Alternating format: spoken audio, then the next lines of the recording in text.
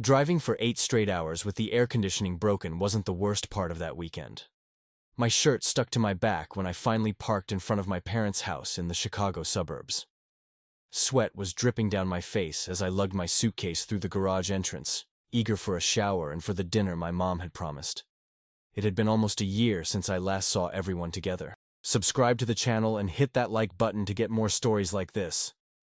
"He's here!" my mom shouted when she saw me at the back door, but she didn't come out to help with the bags. "We're at the table." I walked through the kitchen and reached the dining room, where I found the scene that would define the whole weekend. My parents, my sister Melissa, her husband Todd, my brother-in-law Mark, and his wife Jessica, all gathered around the oval table. I immediately sensed that something was off. I counted the chairs. 6 people. 6 seats. Except the 6th seat wasn't an empty one waiting for me. It was occupied by Lady Gigi, Melissa's white poodle, sitting on an elevated chair with a towel tied around her neck like a bib. "Hey, everyone," I said, standing there with my suitcase still in hand. I looked around, confused, trying to find the extra seat. "Where should I sit?" Melissa looked at me as if I'd asked something absurd. "You can grab a chair from the kitchen. Lady Gigi has a sore throat and needs to be elevated when she eats. She can't swallow properly if she's slouched over." My mom smiled like this was perfectly normal. "Honey, go get that folding chair from the basement. We can't move Lady Gigi now that she's settled in." I obeyed automatically. I went down to the basement, found the rusty metal chair, and went back to sit down. My back hurt from the drive, but I smiled and said, "It's no big deal." Everyone went back to chatting as if I'd never left. Melissa was talking about her new promotion while Lady Gigi munched on a piece of grilled chicken from a porcelain plate. "And where are you going to sleep?" I asked after dinner, while helping to clear the table. No one else offered to help. My mom hesitated. "Well, we have a little problem with the rooms. Mark and Jessica are in the guest room. Melissa and Todd in her old room because she needs space for Lady Gigi's stuff. And me, we set up a mattress in the laundry room. It's just for 2 nights. It's no big deal, right?" Again, I agreed. Sure, it's no big deal. But during that night, lying between baskets of dirty laundry and the intermittent noise from the washing machine, I started noticing a pattern. I remembered all the times I put aside my comfort, my needs, and my money for my family. Mostly for Melissa. I remembered the time I lent her 3,000 reais to buy a new notebook. Money that was never paid back. The countless occasions I drove for hours to pick her up at the airport when our parents were too busy. The dozens of pieces of furniture I helped carry during her frequent moves. At breakfast, sitting on a small stool in the kitchen while everyone took their seats at the main table, I noticed how my parents looked at Melissa with admiration when she mentioned her new car. No one asked about my work or my life.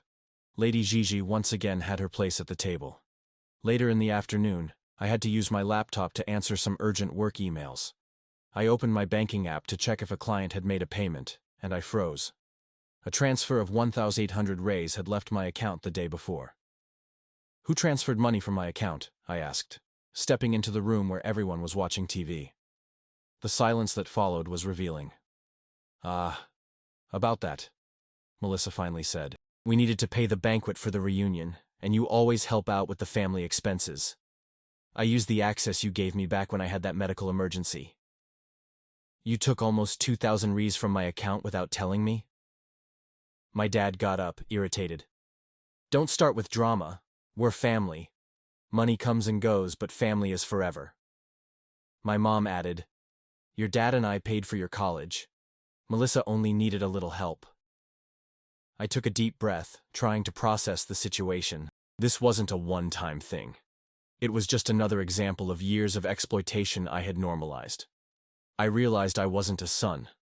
I was a walking ATM. "I want my money back," I said with a calm I didn't know I had. Melissa laughed. "Don't be ridiculous. You won't even miss that money. Besides, you came to the reunion and ate the food. It's your contribution." I spent the whole day stuck in conversations where I was more of a bystander than a participant. While Melissa showed videos of Lady Gigi learning new tricks, my mind was somewhere else. I used every alone moment to review my bank statements from the past 2 years on my phone. The total was greater than I had imagined. Much greater. I left my parents' house without telling anyone, saying only that I needed to buy some painkillers for a headache. Instead, I drove to a local print shop. I printed every transfer, every loan, every gift I'd given my family. I organized everything in a black folder. I bought a USB stick and saved scanned copies of everything. I also stopped by a stationery store and got a checkbook. When I got back, dinner was already served. Lady Gigi was still sitting on her throne at the table while I sat in the rusty metal folding chair. I watched everyone laughing at Todd's jokes, how my parents leaned forward absorbing every word Melissa said about her new project at work. I noticed how Mark and Jessica exchanged glances, her looking as out of place as I felt. I didn't touch my food. "Are you okay?" my mom finally asked, noticing my untouched plate. I put the black folder on the table. "Actually, no. I'm not okay. And I think it's been a long time since things were ever okay." A heavy silence settled over the table. Even Lady Gigi seemed to sense the change in atmosphere, lifting her furry head from her bowl. "In the last 2 years, I transferred exactly 23,411 rays to you guys," I began, opening the folder. "I have every transfer documented here. 8,000 for fixing the roof, 3,000 for Melissa's notebook, 5,000 for Lady Gigi's surgery, 2,000 to help with bills when Dad was unemployed for a month, and a list of small loans that were never paid back." My dad started to get up, but I held up my hand. "I haven't finished yet. Besides the money, I drove about 1,600 kilometers just in the last year to help with moves, pick you up at airports, and attend family events. I spent 27 vacation days helping with house renovations, plumbing issues, and installing that pool in the backyard." Melissa rolled her eyes. "Is all this such a big deal just over the 1,800 reais? You're being ridiculous." "No, Melissa. What's ridiculous is that I allowed myself to be treated like a bank for years. It's ridiculous that I slept in the laundry room while your dog got a place at the table. It's ridiculous that no one here even asked how I was doing, how my work is, how my life is." I took the USB stick out and placed it on the table. "Here's a digital copy of all the transfers, with dates, amounts, and reasons. If I don't get my money back, especially the 1,800 reais that were stolen from my account, I'm sending everything straight to the IRS. I'm sure they'll want to know about all the undeclared income you've taken from me over the years." My dad's face turned bright red. "Are you threatening us? After everything we've done for you? And what exactly have you done for me in the past 10 years? Give me one example. Just one example of when you sacrificed for me the way I did for you." The silence that followed was deafening. "That's exactly what I thought," I continued. "You see me as a resource, not as your son, as a walking bank account, not a member of this family." Melissa got up, slamming her napkin on the table. "You've always been jealous of my success. Just because I got further in life than you have, now you come with this petty accounting." I laughed, not because I was in the mood, but because I couldn't believe it. "Your success was built on my back, Melissa. Your first business only exists because I invested 15,000 reais in it when no bank believed in you. Your new car, I paid half of the down payment as an early birthday present. And still, you had the nerve to steal from my account." I took my checkbook, wrote a check for 1 real, and handed it to Melissa. "This is a symbolic check for 1 real for all the thanks I've received over the years. It's probably more than I deserve, considering no one even noticed when I paid the internet bill for 6 consecutive months when you all were tight on money." My mom started crying, but I realized these were not tears of remorse. They were the tears of manipulation that I knew all too well. "Please don't do this," she begged. "We're your family. You can't just abandon us over money." "I'm not leaving because of money. I'm walking away because I realized I was never treated like part of this family. Money is just the symptom of a much bigger problem." I got up from the rusty metal folding chair. It was the first time in years that I truly felt like I was standing up. Not just physically, but emotionally. "I'm leaving this house now. I expect the 1,800 reais in my account by tomorrow. As for the rest, consider it a farewell gift." I grabbed my already packed suitcases from the laundry corner. As I passed through the living room, I looked at Jessica, who was watching me with an expression that mixed shock and admiration. I gave her a small nod before leaving. The calls started as soon as I hit the highway. First my mom, then my dad, then Melissa. I didn't answer any of them. The following days were a storm of messages. My mom alternated between begging, "Please, son, let's talk," and threatening, "You'll regret treating your family like that." My dad sent just one message, "Really disappointed in your ungrateful attitude." Melissa was more blunt. "You're a manipulative asshole. Always have been jealous. You'll never be as successful as me because you don't understand how family works."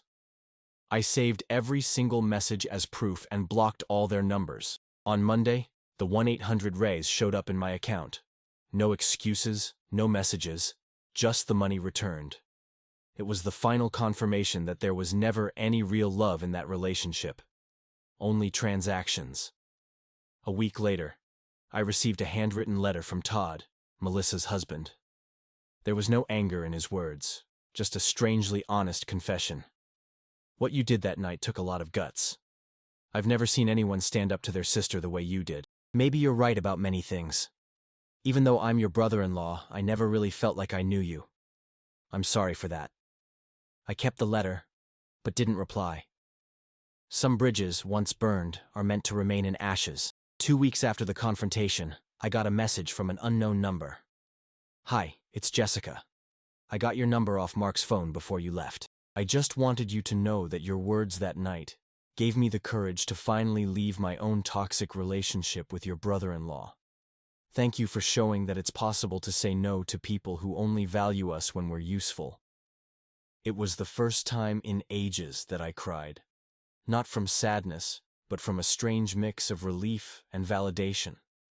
Maybe breaking away from my toxic family would create positive ripples I never imagined. 3 months had passed since that night at my parents' house. Spring had arrived, bringing not only flowers, but a personal rebirth I hadn't expected. The apartment I rented downtown was smaller than my last one, but for the first time, every cent of my paycheck was going toward building my own life, not patching up family fires. On a sunny Saturday afternoon, while organizing my old photos, I found one with my Aunt Brenda, my mom's younger sister. I remembered not seeing her in years, ever since she had a fight with my mom and got labeled as the family problem. Now I completely understood why she had distanced herself. After some online searching, I found her profile on social media. I hesitated for a few minutes before sending a message. "Hey, Aunt Brenda, it's me, your nephew. We haven't talked in a long time and I was wondering how you've been." To my surprise, she replied almost immediately. "Oh my God, what a wonderful surprise. I've been thinking about you for years, but your mom made it clear you weren't exactly welcome. How are you?" We exchanged messages for hours that day. I told her about the confrontation, about years of manipulation, about the money. Instead of shock, I found understanding. "Your mom has always been that way," Brenda wrote. "Ever since we were kids, she and Melissa have been like two peas in a pod. Our mom favored your mom just the same way she favors Melissa. It's a toxic family cycle that you had the guts to break." We arranged to meet for coffee the following weekend. When we met, it was like no time had passed at all. Brenda had the same gentle eyes I remembered from my childhood and the same genuine smile. Unlike my mom, she really listened, truly listened. "You know," she said as she stirred her coffee, "I was isolated from the family for almost a decade. At first, it hurt like hell. But then I realized that the pain was just the ghost of unrealistic expectations. I expected them to be people they're simply not." "How did you move on?" I asked. "By building my own family. Not by blood, but by choice. The people who value you for who you are, not for what they can get out of you." In the following weeks, I started doing just that. I accepted invitations to dinners I used to decline because I was always busy with family issues. I reconnected with friends from college. I signed up for a photography course I'd always wanted to take but never had the time or money for, both of which my family had constantly drained.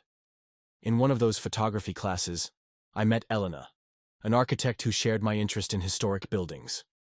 Our friendship developed naturally, without the expectations or manipulations I had grown used to. When she invited me to lunch after our third class, I realized I'd forgotten how it felt to interact with someone without constantly calculating what they wanted from me.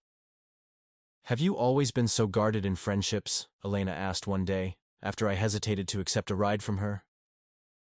I guess so, I replied. I'm unlearning years of conditioning. I told her about my family, expecting the pitying look that usually came with these conversations. Instead, she nodded with understanding. My mom's a diagnosed narcissist, she shared. I grew up thinking my role in life was to be an extension of her dreams. It took years of therapy to understand that I have the right to exist as a whole person, not just as an accessory to someone else's life. It was the first time I felt truly understood. I didn't have to explain the pain of being invisible in your own family, or justify why it took so long to set boundaries. Elena knew, because she'd been through something similar. One Sunday afternoon, I got another unexpected message. It was from Jessica, my ex-brother-in-law Mark's wife. I thought you should know I'm starting over in Portland. I got a job at a publishing house, and I'm finally putting my degree to use. Mark is still trying to convince me to come back, but for the first time, I can see the manipulations for what they really are. Seeing you stand up to your family showed me that I can do the same. I replied right away, encouraging her and offering support if she needed it. We ended up messaging regularly, an unlikely friendship born from the ashes of toxic relationships. For my birthday, 6 months after the breakup, I threw a small celebration in my apartment. Aunt Brenda came with her partner. Elena brought some friends from the photography class. A work colleague stopped by with pizza. It was a small group, but everyone there was genuinely happy for me. In the middle of the party, I got a notification on my phone. It was an email from my mom, the first direct contact in months. Son, I know it's your birthday. We hope you'll reconsider your position and come back to the family. Your sister is pregnant with her first child and needs all of us. Surely you don't want to be the absentee uncle. Besides, we're having trouble paying for Lady Gigi's dermatology treatment. And I remembered how generous you always were with these things. I showed the email to Brenda, who shook her head. Not a single word asking how you are, huh? Not even a happy birthday or a question about your life. Just demands disguised as family concern. I deleted the email without replying and went back to my guests. To my surprise, I didn't feel anger or sadness, just a calm clarity. That message only confirmed that I had made the right decision. The next morning, I woke up with a renewed sense of purpose. I opened a document on my computer and started writing down everything I had learned over the past few months. Not as a manifesto of anger, but as a testimony of healing. I've discovered that family isn't defined by DNA but by mutual respect. True love doesn't keep score of favors. Setting boundaries isn't selfish. It's self-care. And, most importantly, it's never too late to say no and start over. I shared that text on an online forum for people dealing with toxic families. Within a week, I received dozens of messages from people who identified with my story. Some were at the beginning of their journey, others had cut ties years ago. Every message showed me that my experience, as painful as it was, wasn't unique. A month later, I got an unexpected invitation. A non-profit organization that supports adult survivors of emotional abuse in families wanted me to share my story at an event. I nervously accepted. On the day of the event, I looked out at the audience full of attentive faces. I saw in them reflections of my own journey. The fear, the guilt, the hope. I began speaking not as a victim, but as someone who had finally found his voice. For years, I believed my worth was directly tied to how useful I was to others. That love meant constant sacrifice without reciprocation. That questioning this imbalance was ungrateful. Today, I know that true love is mutual, that healthy relationships make you feel bigger, not smaller, and that sometimes the bravest form of self-care is simply saying, no more. After the talk, an elderly lady came up with tears in her eyes. I'm 68, she said. And only now, listening to you, did I realize I've spent my whole life as a supporting character in my own family's story. Today, for the first time, I'm considering that it might not be too late for me. That night, as I walked home under the stars, I realized I had found something money can't buy and a toxic family can't provide. A sense of integrity, of living by my own values instead of distorted expectations imposed by others. The last page of my journal that night had just a few lines. Today marks exactly 1 year since I drove 8 hours to a family reunion where I learned my seat had been given to a dog. Back then it felt like a terrible humiliation. Now I see it as a disguised gift, the moment I began to see things clearly. I'm not the person who smiled and said, "It's no big deal anymore." Now I know I'm important, that my life is important. The city lights shone like earthly stars, each one representing other lives, other stories. For the first time in a long while, I felt truly at peace. Not like a stranger in my own life, but like the main author of my story.